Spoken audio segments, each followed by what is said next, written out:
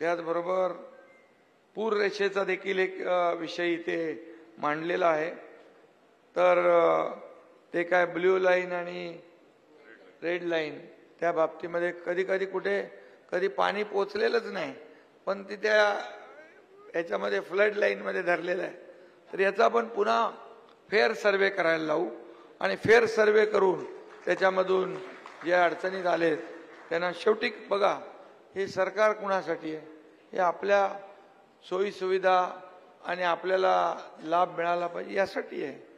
कायदा तुमच्यासाठी नसला पाहिजे, कायदा तुमच्या हितासाठी असला पाहिजे असं मानणारं आपलं सरकार आहे।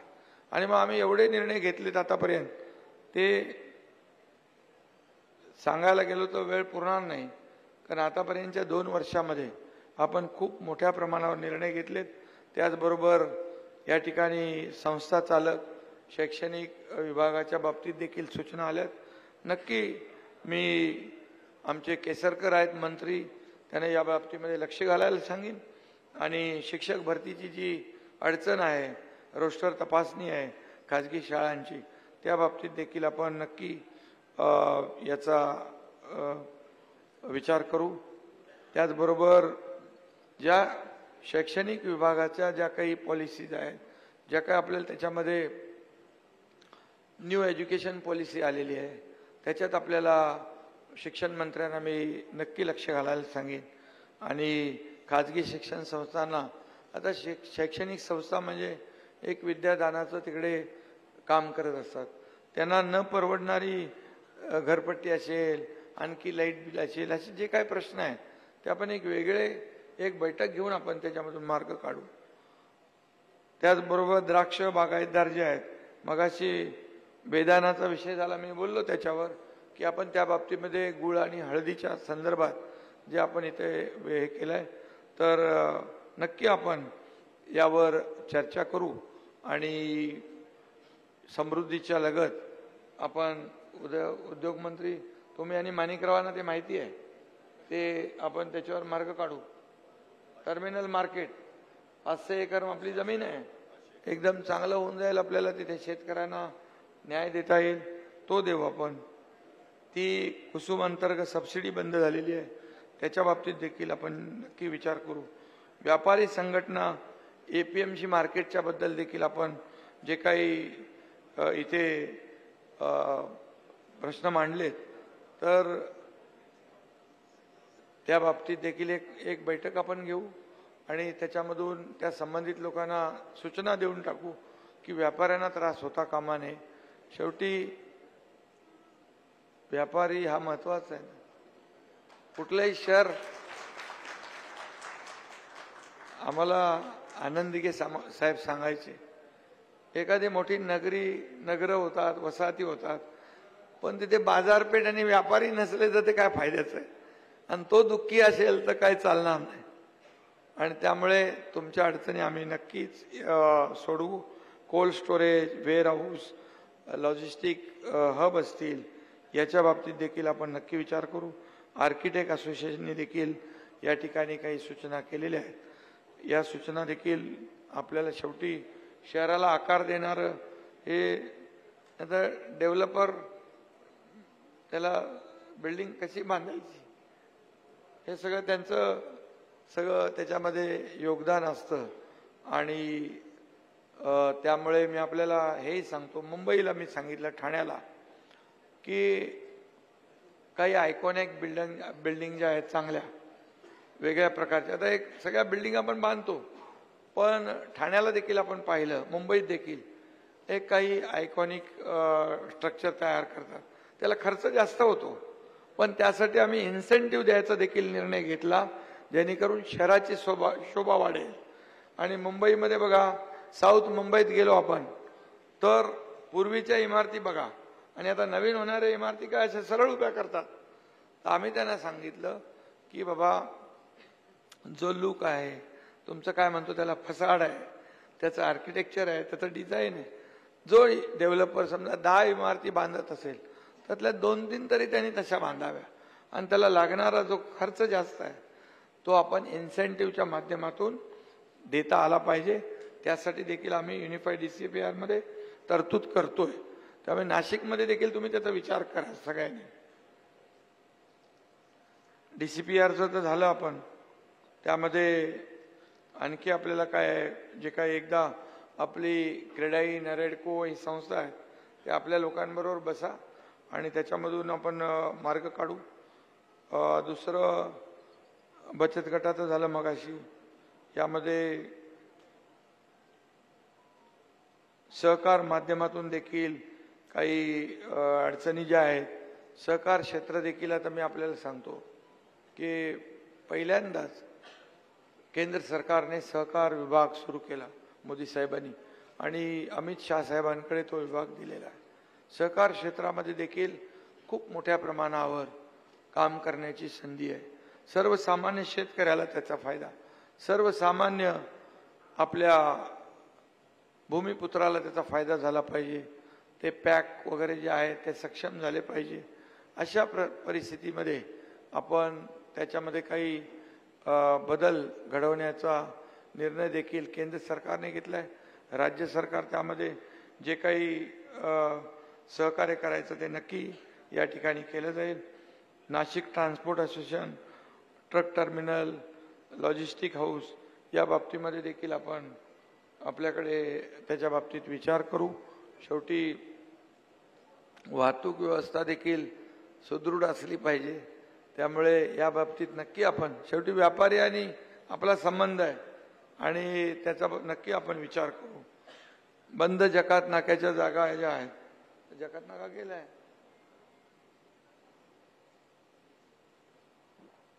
या बाबतीत देखील आपण ज्या सूचना केलेल्या आहेत यामध्ये नक्की त्या बाबतीत विचार करू. पुरोहित संघटनेने काही सूचना केलेल्या आहेत त्या CSच्या बाबतीत मगाशी त्याच्यावर बोललो मी. स्तंभपूजन झालेलं आहे, गडकरी साहेबांनी केलं असे आपण सुचवलंय. क्रिकेट असोसिएशन जे आहे, आता आपण तालुका क्रीडा संकुल सगळीकडे करतोय. आज त्यामध्ये क्रिकेटला प्राधान्य दिलं पाहिजे अशी सूचना आहे. नक्की आपण ते देऊ. आज मोदी साहेबांनी देखील याला खेळाला प्राधान्य दिलेले. खेलो इंडियाच्या माध्यमातून आपला नाशिकलाच झाला होता ना तो कार्यक्रम. हा आता झाला ना, आता मध्ये झाला तो. मोदी साहेब आले होते 12 जानेवारीला आणि 22 जानेवारी. तर मोदी साहेबांचं तर म्हणणं आहे की 2029ला मिनी ऑलिम्पिक आपल्या देशात झाली पाहिजे, मोठं स्वप्न आहे. आणि त्यानंतर मेन ऑलिम्पिक पण झाली पाहिजे. त्यामुळे खेळाला प्राधान्य केंद्र सरकार पण देते, राज्य सरकार पण देते. आणि आपल्याला मी सांगतो ऑलिम्पिकमध्ये आता एशियन ऑलिम्पिक गेम झाले, एशियन गेम झाले, त्याच्यामध्ये आपल्या महाराष्ट्रातले खूप मुलांनी मेडल मिळवले मोठ्या प्रमाणावर. त्याच्यामध्ये आपलं टॅलेंट आहे, मुलांमध्ये पोटेन्शियल आहे, फक्त त्याला प्लॅटफॉर्म पाहिजे. नाशिकची पण मुलं आहेत त्याच्यामध्ये, खूप मोठ्या प्रमाणावर आपल्याकडे अशी हुशार मुलं आहेत, टॅलेंटेड आहेत. आणि आपलं सरकार, आपण तर किती त्याची बक्षिसाची रक्कम किती वाढवली आहे. आज एखादा मुलगा परदेशात जातो त्याचा खर्च पूर्ण करतो आपण, पूर्ण. आणि त्यामुळे आपलं सरकार देखील स्पोर्ट्समध्ये खूप काम करतंय आणि त्याला आपण प्राधान्य देतोय. बाकी काही शाळांची थोडीशी काही तक्रार होती, ते आता त्यांना आपण त्यांचं निवेदन घेऊया आणि ते शाळा वाचवायची आहे त्यांचं म्हणून.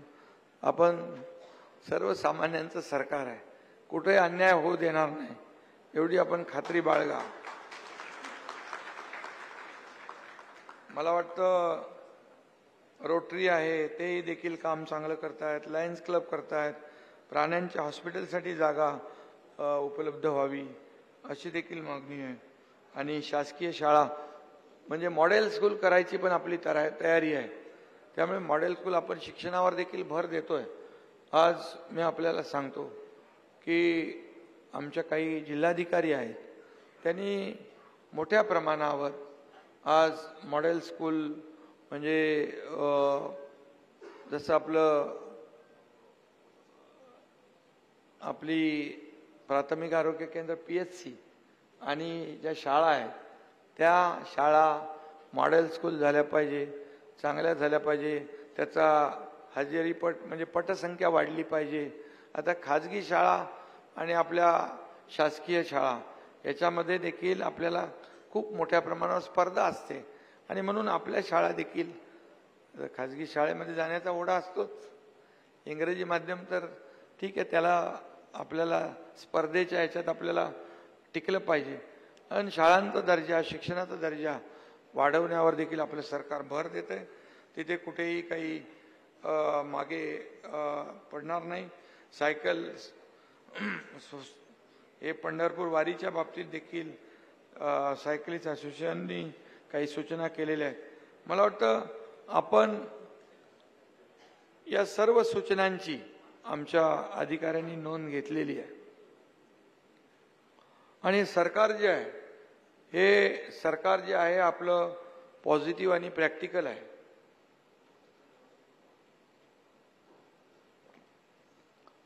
आज 2 वर्ष 30 जूनला आपल्या सरकारला होतील. या कमी कालावधीमध्ये मी आपल्याला सांगतो खात्रीशीर की शेतकरी असतील, कामगार असतील, महिला भगिनी असतील, युवा असतील, इतर उद्योगमंत्री आहेत, ज्येष्ठ असतील, या सगळ्यांसाठी काही ना काही योजना आपल्या सरकारने केल्यात. शेतकऱ्यांचं म्हणालो, महिलांचं म्हणालो, तरुणांचं स्टार्टअप आहे, स्किल डेव्हलपमेंट सेंटर आहेत. मी फक्त एक उदाहरण देतो आपल्याला की तरुणांना रोजगार मिळाला पाहिजे, त्यांना स्वतःच्या पायावर उभं राहता आलं पाहिजे. आपण तुमच्या डिपार्टमेंटमधून किती टक्के सबसिडी देतो? कुठली? मुख्यमंत्री स्वयंरोजगार योजना. मुख्यमंत्री स्वयंरोजगार योजनेमधून उद्योग विभाग 35% सबसिडी देते आपल्याला उद्योगामध्ये पुढे येण्यासाठी. इतर शहरं तर ठीक आहे, पण गडचिरोली सारख्या जिल्ह्यामध्ये मी पालकमंत्री असताना तिथं आम्ही टाटा टेक्नॉलॉजी, टाटा आणि आपलं जिल्हा प्रशासन याच्या माध्यमातून एक मोठं इन्व्हेन्शन, इनोव्हेशन आणि इन्क्युबेशन हब सुरू केलंय. 5000 तरुणांना दरवर्षी तिथं ट्रेनिंग देणार आणि त्यांना प्लेसमेंट पण देणार. कुठं? गडचिरोलीमध्ये 5000 तरुणांना. आता ते पूर्ण आम्ही सगळीकडे त्याचं रेप्लिका करतोय आणि आता स्किल डेव्हलपमेंटच्या माध्यमातून देखील खूप मोठ्या प्रमाणावर तरुणांना स्किलिंग करणं आणि त्यांना नोकऱ्या आहेत, परंतु त्यांना ट्रेनिंगची आवश्यकता आहे. आणि म्हणून मोठ्या प्रमाणावर स्टार्टअपमध्ये पण आपण पुढे जातोय आणि त्यामुळे तरुणांचाही विषय घेतला आहे. ज्येष्ठांना पण आपण, महिलांना पण ST मध्ये सवलत दिली, 50% ज्येष्ठांना दिली आहे. 75 वर्षाचं तर फ्री करून टाकलंय. ज्येष्ठांना वयोश्री योजना केलेली आहे. अशा अनेक योजना आपल्या सरकारने केलेल्या आहेत आणि शासन आपल्या दारीमध्ये आपण थेट लाभार्थ्यांपर्यंत पोहोचवणारं सरकार हे आपलं पहिलंच सरकार आहे. कारण योजना होत्या, लाभ होते, परंतु ते लाभार्थी कंटाळून ते सोडून देत होते. कटकट नको म्हणून आम्ही मग जिल्हाधिकारी, BDO, CO, तहसीलदार, तलाठी या सगळ्यांना कामाला लावलं. आतापर्यंत म्हणजे त्या भागात जाऊन त्या सगळ्यांची नोंदणी करणे आणि त्यांना अगदी ट्रॅक्टर, पॉवर टिलर, ड्रोन, महिला बचत गटाला जे काही मंजूर झालेलं लोन, घराच्या किल्ल्या, हे सगळं जागेवर देण्याचा निर्णय आम्ही घेतला आणि शासन आपल्या दारी एवढा लोकाभिमुख झाला. इतर राज्याचे मुख्यमंत्री मला विचारू लागले, क्या है शासन आपल्या दारी? बोले क्या है? बोले शासन द्वार पे जाता है, उनको इधर नहीं बुलाता है. आणि तुम्हाला सांगतो 5.5 कोटी लोकांनी या शासन आपल्या दारीचा लाभ घेतला. सरकार बाळासाहेब आम्हाला सांगायचे तेव्हा, आपलं सरकार तेव्हा होतं, तुम्ही होतात ना, म्हणजे लोकांना मंत्रालयाकडे यायला नको, तुम्ही उतरून त्यांना भेटा. हे आम्ही आता सुरू केलं. शेवटी बाळासाहेबांच्या विचारांचं सरकार आपण स्थापन केलेलं आहे आणि म्हणून मोदीजींनी देखील आपण पाहतोय की किती योजना केल्या. मोदीजींनी देखील जे लोन आहे, स्वनिधी आहे, मुद्रा लोन आहे, त्याची कॅपॅसिटी वाढवली.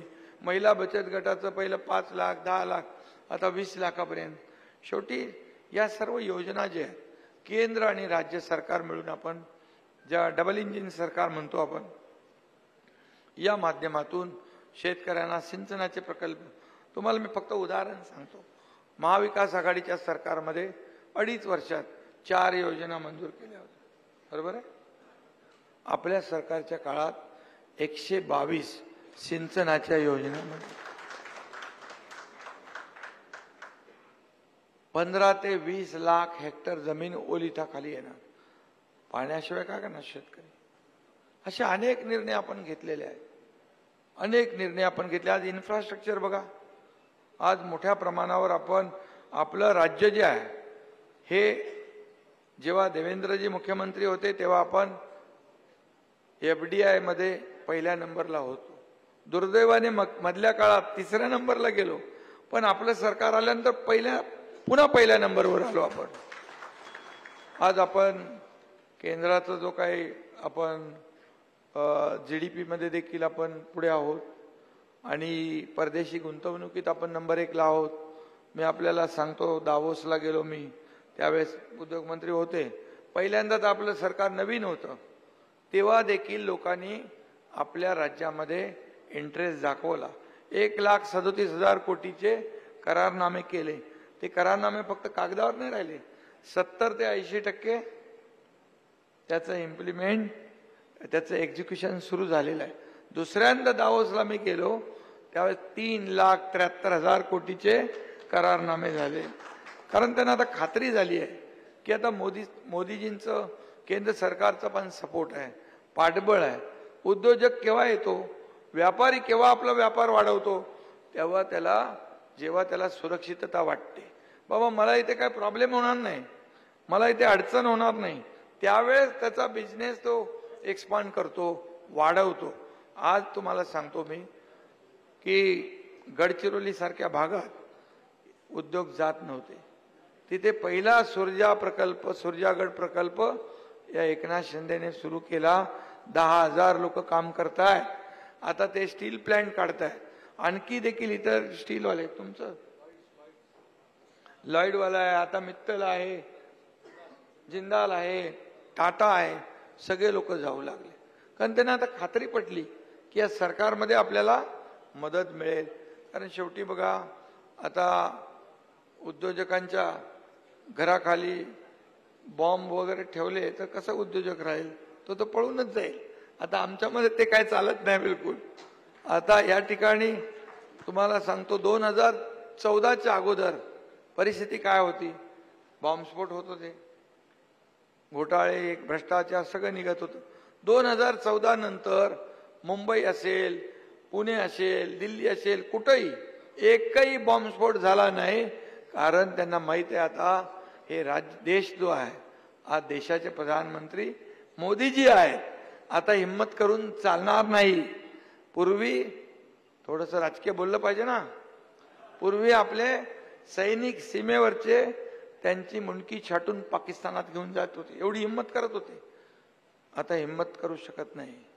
आता पुलवामाचा बदला बालाकोटच्या सर्जिकल स्ट्राईकनी मोदीजींनी घेतला.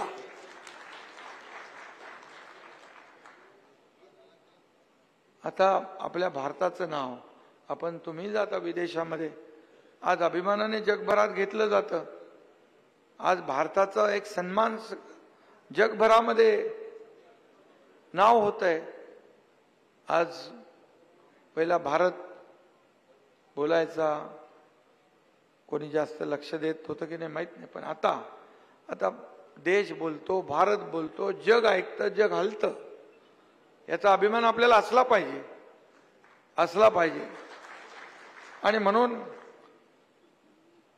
जेव्हा एक आणखी आपल्याला आठवण मी सांगतो की युक्रेन आणि रशियाचं युद्ध सुरू होतं आणि आपले भारतीय मुलं तिकडे नागरिक अडकले होते आणि त्यांना आपल्याला सोडवायचं होतं, इकडे आणायचं होतं सुरक्षितपणे.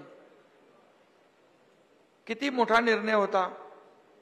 पण मोदीजींनी 2 तास युद्ध थांबवलं आणि आपल्या लोकांना सुरक्षित आणलं. याचं तर आपल्याला गर्व असलाच पाहिजे ना, अभिमान असलाच पाहिजे शेवटी. आणि त्यामुळे मी आपल्याला एवढंच सांगेन, जास्त मी डिटेल बोलत नाही, पण हा माडा एनओसी हा विषय आपला जो फ्रीहोल्ड जमीन करायची, म्हाडाची आता पण एनओसी लागते का, ती आपण रद्द करून टाकू. आणि कुठला तरी एकाच पाहिजे ना, 2-2 कशाला. आणि तो आपण विषय घेऊ नक्की, ते आपल्या शासन स्तरावरचा विषय आहे आणि तो करू आपण. मला वाटतं रेल्वेचं कोणीतरी मगाशी काय तर दिलं होतं,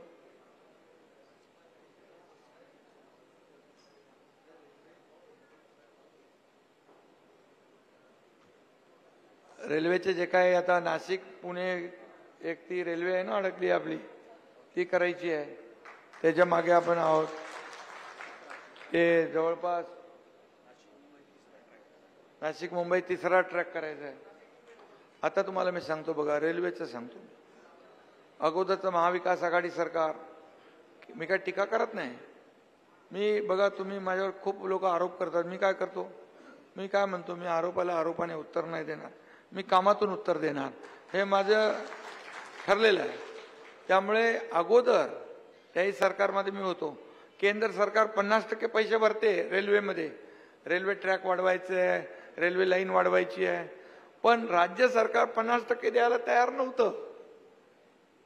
अरे 50% आपण दिले तर 50% केंद्राचे मिळतील ना, मग त्याच्यामध्ये कशाला पाहिजे इगो. आपलं सरकार आल्यानंतर ते 50% द्यायचं काम आपण सुरू केलं.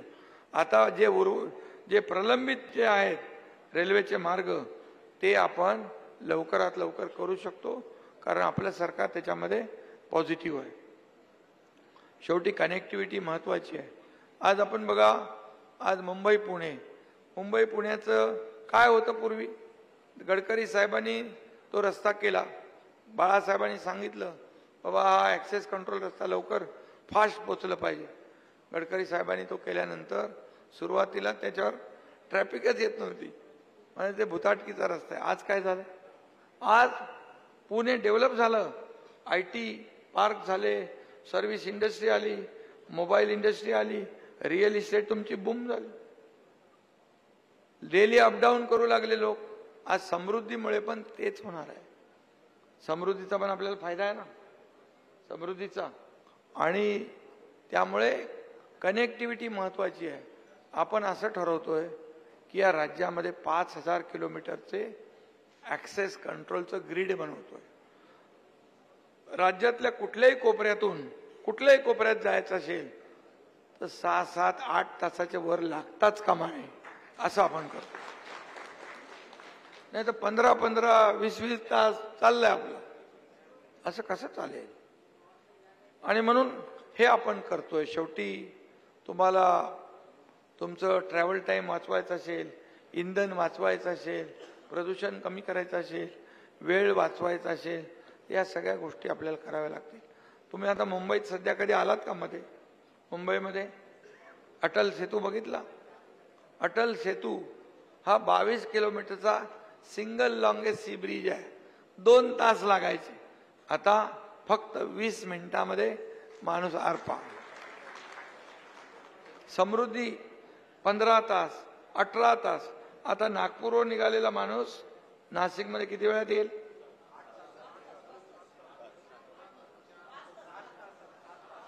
नाही, 7 तासात मुंबईला पोहोचतो. 4 ते 5 तास आहे की नाही गेम चेंजर. आणि त्याला किती विरोध केला होता. अरे मी तर त्या रस्त्यात, मी देवेंद्रजी आणि आम्ही दोघांनी केलतो आणि विरोध केला आम्ही. त्याच्यामध्ये शेतकऱ्यांना सगळ्यांना मोबदला चांगला दिला. आज तो फक्त रस्ता नाहीये, पूर्ण बघा त्याचे नोड होतील, टाउनशिप होतील, तिथे इंडस्ट्री येईल, सगळं येईल. आता अमरावतीला मेगा टेक्सटाईल पार्क झाला, तुमच्या इंडस्ट्री चालू झाल्या ना तिकडे जायच्या. शिव वडके म्हणून स्टार्टिंग पॉइंट होता नागपूरचा, मी गेलो होतो सुरुवातीला, एक कुत्र पण दिसलं नाही मला तिकडे. आज मल्टीनॅशनल कंपन्या तिकडे येत आहे. हा फरक आहे. एक इकोसिस्टीम तयार होते, नुसता रस्ता नाही. त्यामुळे आपलं सरकार जे आहे इन्फ्रा प्रोजेक्टवर लक्ष जास्ती देत आहे. आपल्याला सांगतो मी, देशामध्ये महाराष्ट्रात सगळ्यात जास्त इन्फ्रास्ट्रक्चरचे प्रोजेक्ट सुरू आहेत. 8 लाख कोटीचे सगळ्यात जास्त. आणि मुंबईत बघा, मुंबईमध्ये या आता तुम्ही, मुंबईचं कोस्टल सुरू केलं आहे. मुंबईतले मेट्रो बंद पडले होते, ते सुरू केलेत आपण. शेवटी माणसाचा टाइम वाचला पाहिजे, वेळ वाचला पाहिजे. आणि म्हणून थोडं पॉझिटिव्हिटी ठेवूनच काम केलं पाहिजे. आणि आपलं सरकार अगदी इंडस्ट्री फ्रेंडली स्टेट आहे. आपलं अगदी प्रॅक्टिकल सरकार आहे. आता उद्योग मंत्री आहेत, आम्ही इंडस्ट्रीची बैठक आहे आता. पण आता उद्योग आले पाहिजे म्हणून सिंगल विंडो क्लिअरन्स असेल, सबसिडी असेल, इन्फ्रास्ट्रक्चर असेल, कनेक्टिव्हिटी आपल्याकडे आहे, स्किल मॅनपॉवर आहे. शेवटी हे सगळं आपल्याला युटिलाइज केलं पाहिजे, हे वापरलं पाहिजे. आणि म्हणून मी आपल्याला सांगतो की आज जी काही चर्चा झाली अतिशय चांगली कांदा बागायतदारांचा एक विषय आहे. त्यांचं देखील आता एक्सपोर्टवरूनच बंदी काढली आहे, पण आणखी त्याच्यामध्ये जे काही लॅक्युना राहिलेले आहेत तर ते देखील त्याची भरपाई जे काही करायची ती राज्य सरकार केल्याशिवाय राहणार नाही. आणि त्या कांदा उत्पादकांना देखील त्यांना कुठेही वाऱ्यावर सोडणार नाही. माझ्याकडे एक सूचना आली तर त्या अनुषंगाने मी सांगतो. आणि म्हणून या सर्व सूचना आहेत. आध्यात्मिक संस्थांसाठी देखील आपण अनुदान आता देतो पहिल्यांदा. आज आपले छत्रपती शिवाजी महाराजांचे गडकोट किल्ले त्यांचं रिस्टोरेशन असेल, संवर्धन आहे, त्यांचं जतन आहे, प्राचीन मंदिरांचं जतन आहे, ते आपण करतोय. आपल्या सर्व नद्या आहेत त्याचं प्रदूषण कमी करण्यावर आपण फोकस केला आहे.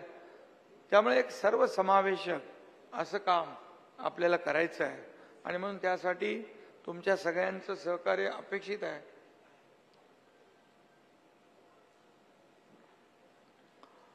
आणि मी मुख्यमंत्री म्हणून आपल्याला सांगतो, मी आहे, देवेंद्रजी आहेत, अजितदादा आहेत, आम्ही 24/7 काम करणारे लोक आहोत. आज निवडणुका म्हणून नाही, पण आमचा दिवस जो आहे रात्री 1, 2, 3 कधी वाजतात कळत नाही. शेवटचा माणसाला भेटल्याशिवाय आम्ही आमचं काम बंद करत नाही.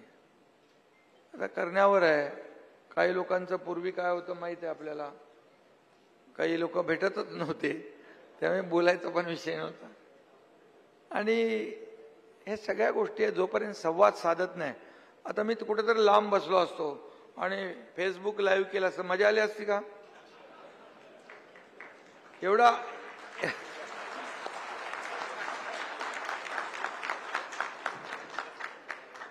जे थेट बोलतो ते फेस टू फेस हे महत्वाचं आहे. आता ताई तिकडे बसल्यात, त्यांनी विषय काढला, आता माझ्या बरोबर लक्षात राहणार हा विषय इथून, हा विषय इथून, हा विषय इथून आलाय. आणि बरोबर ह्या सगळ्या सूचनांवर अंमलबजावणी होईल. शेवटी हे सरकार आहे, हे सरकार निर्णय घेणारं सरकार आहे, ऐकणारं सरकार आहे आणि ऐकून निर्णय घेणारं सरकार आहे. त्यामुळे मी आपल्याला सांगतो की 2 वर्षामध्ये एवढी कामं आपण केली की लोकांना वाटतं हे आपलं सरकार आहे. म्हणून तर तुम्ही एवढ्या मोठ्या संख्येने आलात, नाही तर कोणाला पडली आहे. अरे जाऊ दे, चल, निवडणुका येतात जातात, काय हेमंत गोडसे आला काय गेला काय, पण तुम्ही आला तिकडे. तुम्हाला धन्यवाद देतो की तुम्ही सगळे एक एक आपण ठरवलं तर शेकडो हजारो लोकांचं म्हणजे एका दिवसामध्ये इकडचं तिकडे करू शकतो आपण, तिकडचं इकडे करू शकतो. आणि म्हणून ही बैठक अतिशय महत्वाची आहे. आणि मी बघा जे 2 वर्षामध्ये राज्यामध्ये जेवढा फिरलोय, मुख्यमंत्री झाल्यापासून आता ते मी सांगितले जरा हिशोब करायला किती फिरलोय, सगळे रेकॉर्ड तुटून जातील. काय सगळे जे काय रेकॉर्ड असतात ते सगळे तुटतील. कारण मी सर्व राज्यातल्या सर्व जिल्ह्यात तालुक्यामध्ये फिरलो. लोकांशी संवाद साधल्याशिवाय आपल्याला कळत नाही. फक्त ऑफिसमध्ये बसून कारभार होत नाही, त्याला थेट लोकांमध्ये जावं लागतं. आणि मी देखील लोकांमधला आपल्यातमधला आहे. एका शेतकऱ्याचा मुलगा असल्यामुळे मला खूप भावना आहेत. मला माहीत आहे माझ्याबरोबर तुमचे MCAच्या अकॅडमी, मी बिल्डर नाही पण तुमचे सगळे लोक माझे मित्र आहेत. ते म्हणतात बघा हे केलं नाही तर आम्ही आता ऑक्सिजनवर आहे, व्हेंटिलेटरवर जाऊ. त्यामुळे ह्या सगळ्या गोष्टी, व्यापारी, बिझनेस कम्युनिटी जी आहे, हे थोडं बघा. जर 2.5 वर्षाच्या 2 वर्षापूर्वीचा काळ बघितला तर राज्यामध्ये, मी कोणावर टीका करत नाही, पण निगेटिव्हिटी होती. सण उत्सव परंपरा बंद होता ना सगळं. काय सुरू होतं? काहीच नव्हतं. आपण आल्या आल्या ते सगळी बंदी उठवून टाकली आणि लोकांना जरा मोकळा श्वास घेतला पाहिजे अशा प्रकारचा निर्णय घेतला. आणि मग तिथून सगळं सुरू झालं. आणि आज हे राज्य जे आहे हे तुमचं आहे, हे सरकार तुमचं आहे. तुम्ही सूचना करायच्या, त्या सूचनांची अंमलबजावणी आम्ही करू, एवढंच आपल्याला सांगतो. आणि शेवटी ॲक्सेसिबिलिटी महत्वाची आहे. काय बाबा,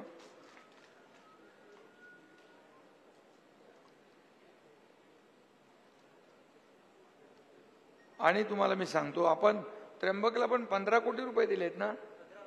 हा नाही, ते डेव्हलपमेंटसाठी तो विषय वेगळा आहे. आणि हा आलेत ना ते. आणि हे 15 लाख पण हे अनुदान दिले आपण पहिल्यांदा. हा, तो कधीच नव्हता, कायम केला आणि कंटिन्यू राहणार. हा हा, अरे मी स्वतः बघायला गेलो होतो. वारीच्या आधी मी 3 दिवस अगोदर गेलो, तिथे व्यवस्था आहे नाही सगळं बघायला गेलो. त्यामुळे शेवटी हे आपलं कर्तव्य आहे. आणि म्हणून मी आपल्याला एवढीच विनंती करतो. हा,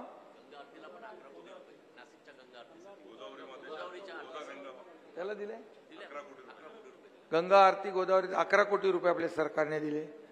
शेवटी तर आपल्याला बघा पुढं चांगलं काम करायचं आहे. देशाला आपल्याला आर्थिक महासत्ता करायचं आहे. देशाचं नाव आणखी मोठं करायचं आहे. त्यामुळे आपण आपलं एक मत जे आहे हे इतिहास घडवणार आहे. ही निवडणूक फक्त आपल्या हेमंत गोडसेंची नाही आहे. ही निवडणूक देशाचा विकास करणारी आहे, देशाचं भवितव्य घडवणारी आहे, राष्ट्र घडवणारी आहे. आणि जे मी अभिमानाने सांगतो मोदीजींच्या बद्दल, मी त्यांच्या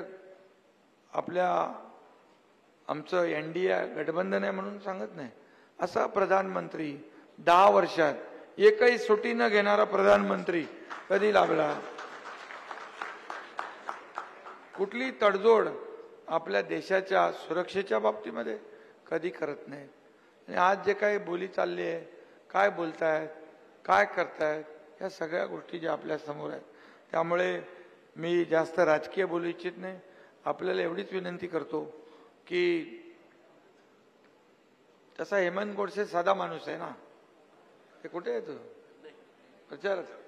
प्रचारामध्ये बघा, ते तिकडे आणि आम्ही त्यांचा प्रचार इथे करतोय. आपण सगळे सुज्ञ आहात. आपण आपलं जे काही मी बोलू ना, असं बोललं तर चालेल ना. तर मी आलोय कशासाठी आपल्याला माहित आहे. त्यामुळे जे काही तुम्ही सूचना केल्यात, या सर्व सूचनांचं त्याच्यावर अंमलबजावणी करणं हे माझं जबाबदारी आहे, हे माझं कर्तव्य आहे. हा शब्द मी आपल्याला देतो. आणि आपण पण 20 तारखेला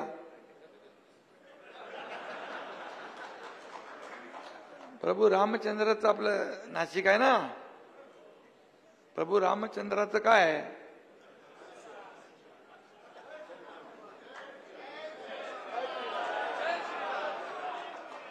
त्यामुळे आपण तेवढं काम करा एवढीच विनंती करतो. पुन्हा आपण अयोध्येमध्ये राम मंदिर आपल्याला वाटलं होतं का होईल? झालं, मोदीजींनी केलं. आणि म्हणून आपण 20 तारखेला आपण आपलं कर्तव्य पार पाडा. आपण हे आज बैठक झाली म्हणजे संपलं नाही. मी यांना सांगितलेलं आहे आपण याच्यावर बसायचं आहे. एक एक अधिकारी, एक आमचा मंत्री असेल, त्याला वेगवेगळ्या विषयांना आपण त्यांना याच्यातून मार्ग काढण्यासाठी चर्चा करू. हे सगळे विषय सोपे आहेत, करण्यासारखं आहे. मुख्यमंत्री बनून आपल्याकडे जे काही अधिकार आहे हे अधिकाराचा वापर करू. मुख्यमंत्री सहायता निधी, मी तुम्हाला फक्त एक उदाहरण सांगतो. 2.5 वर्षात 2.5 कोटी रुपये एकनाथ शिंदेने 2 वर्षात 225 कोटी रुपये मुख्यमंत्री सहायता निधीला. मला मुख्यमंत्री सहायता निधीचा पेपर दिसला की मी कुठेही असलो तरी मी काढतो लाल पेन आणि सही करतो. 2 पेन याच्यासाठी ठेवलेत मी. अगोदर पेन नव्हतं. त्यामुळे सगळ्यांना धन्यवाद. आपण वेळात वेळ काढला त्याबद्दल आपला आभार. जय हिंद, जय महाराष्ट्र.